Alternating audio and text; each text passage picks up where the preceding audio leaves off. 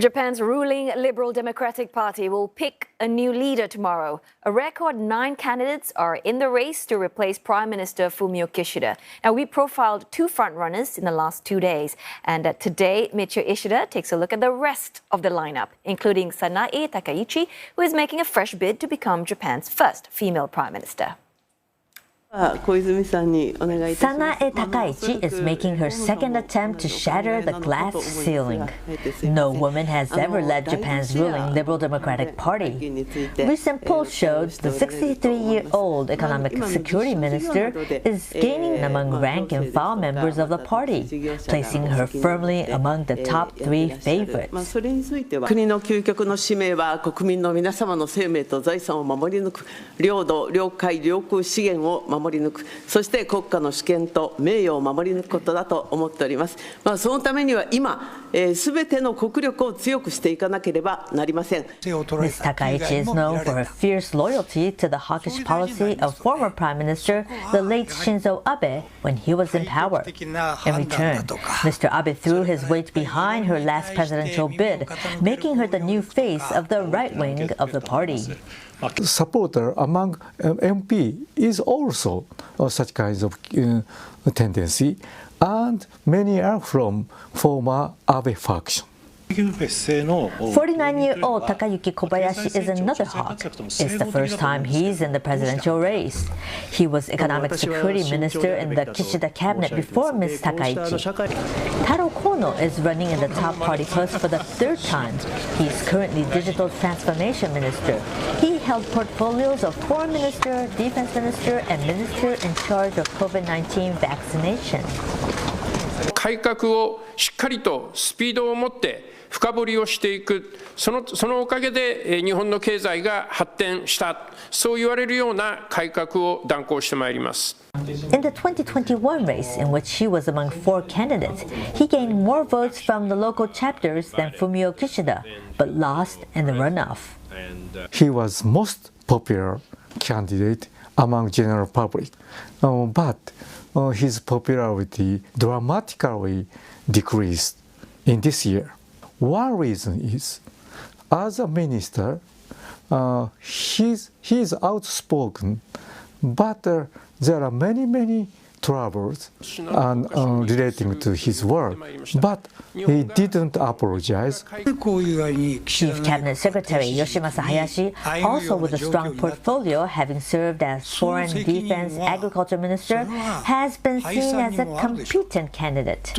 But Foreign Minister Yoko Kamikawa is also contesting. They were both members of the Kishida faction. The faction has been dissolved recently. Votes of former members may split between them.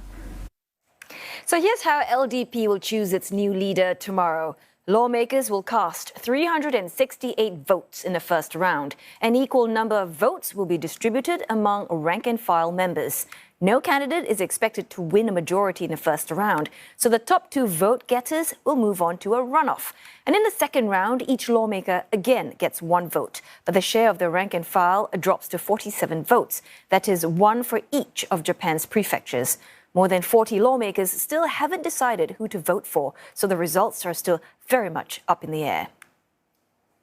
Now, we talked about top contenders Shinjiro Koizumi and Shigeru Ishiba over the last 2 days. So now let's take a look at the remaining candidates with CNA's Michio Ishida joining us live from Tokyo. First up, Mitch, today we're going to start with Sanae Takaichi and Yoko Kamikawa. I'm just wondering, is Japan close to getting its first female prime minister? Because if that happens, it will be historic. Yes, it will be. And the possibility is the highest ever. Now, there were women running in past party elections, but never have women lawmakers been regarded as the top runner. Now, media polls suggest Sanae Takaichi is in a tight race along with Shinjiro Koizumi and Shigeru Ishiba out of the 9 contenders. Now, in the party election, a majority vote is needed to win, but no one is expected to gain a majority, and critics all agree that a runoff will take place. And they predict either Ms. Takaichi versus Mr. Koizumi, Ms. Takaichi versus Mr. Ishiba, or Mr. Ishiba versus Mr. Koizumi. So far, we have not seen Miss Yoko Kamikawa's vote increasing. So Ms. Takaichi, well, she is kind of known for her hawkish policy stance when the late Prime Minister Shinzo Abe was in office. And I'm wondering, are other LDP members, are they in favor of her stance? Well, since official campaigning for the presidential election kicked off earlier this month, support for Ms. Takaichi began to strengthen, especially among the rank-and-file members. Her message seems to have resonated with party members. She has a strong position on protecting Japan first and foremost. She supports further advancement of defense capability and space, cyberspace, and electromagnetic spectrum. She wants Japan to be ready to counter military drones, ultrasonic weapons, and AI-installed arms. She wants to remove installations by China around the disputed islet in the East China Sea. And she is believed aiming to step up the policy of the late Mr. Shinzo Abe. Her hawkish stance has been represented by her regular visit to the Yasukuni Shrine. Now, she said she plans to visit as Prime Minister, but this is not going to be good for Japan's ties with its neighbors. The shrine honors war dead. What makes it controversial is Class A war criminals are enshrined too. Whenever prime ministers have gone there, it drew anger from China and South Korea, hurting ties. But her visit could be received with cheers from right-wing conservatives in the LDP. Now, gaining the backing of the Abe faction is also crucial for her, and it's expected to be dissolved soon for its links to political fund scandals, but it's still a faction, and Ms. Takaichi could gain strong support from the Abe faction members. So she is still one of the top three contenders, but I want to talk about Taro Kono there, who used to be, another front runner, but he has a very impressive track record, but unfortunately his star is dimming. What exactly happened there? Yes, well, he used to be popular among the public. Oh, he was outspoken. He had strong stance towards policies. He was seen as a reformist.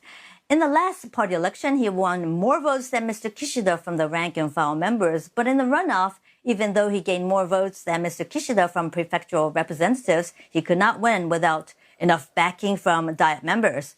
Since he became Digital Transformation Minister in the Kishida cabinet, public support for him declined. He has been under fire for requiring residents to own ID card called My Number Card and unite it with the health insurance scheme. And in addition, he's been calling it, for it to be used to declare tax. Now, he did not address seriously COVID-19 vaccination side effects when he was minister in charge. He is known to be active on X. He's been criticized for blocking critical comments. And another reason he's not supported by the public anymore is he remains a member of a faction. Aso faction, to be specific, which Mr. Kishida wants dissolved. Now, the coalition between factions and political fund scandals were in the spotlight since the end of last year, but Mr. Kono didn't leave the faction, and as a result, his speculated standing in the race is currently 7th or 8th out of 9 candidates. Well, thanks very much for that analysis. We're all looking forward to the LDP leadership race tomorrow. CNA's Michio Ishida in Tokyo.